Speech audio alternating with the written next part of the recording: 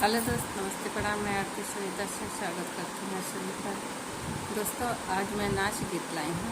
कैसा लगे आप लोग ज़रूर बताइएगा दोस्तों। अरे बहे पुरवैया झकोर मारेला, अरे बहे पुरवैया झकोर मारेला, परदेसिया बलमुआ दुआरे सुतेला, परदेसिया बलमुआ दुआरे सुतेला। अरे बहे पुरवैया झकोर मारेला, बहे पुरवैया झकोर मारेला, परदेसिया बलमुआ दुआरे सुतेला, परदेसिया बलमुआ दुआरे सुतेला।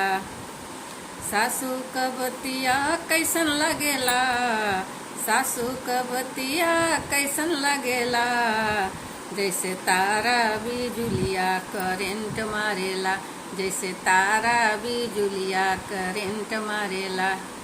सासू क बतिया कैसन लगेला, सासू क बतिया कैसन लगेला, जैसे तारा बिजुलिया करेंट मारेला, जैसे तारा बिजुलिया करेंट मारेला।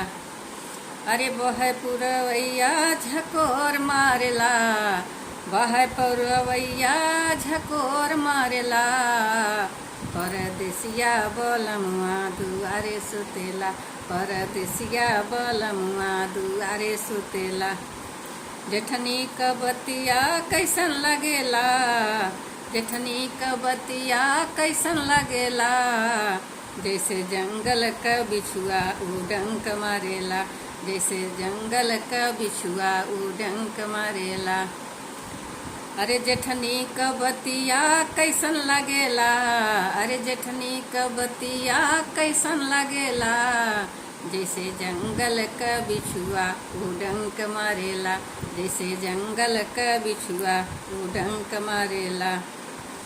अरे बहे पुरवैया झकोर मारेला, अरे बहे पुरवैया झकोर मारेला, परदेसिया बलमुआ दुआरे सुतेला, परदेसिया बलमुआ दुआरे सुतेला।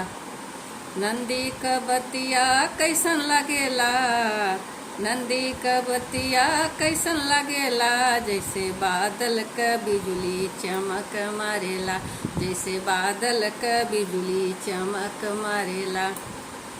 बहे पुरवैया झकोर मारेला, बहे पुरवैया झकोर मारेला, परदेसिया बलमुआ दुआरे सुतेला, परदेसिया बलमुआ दुआरे सुतेला। तो दोस्तों, ये नाच गीत कैसे रहा एक कमेंट में जरूर बताइएगा दोस्तों।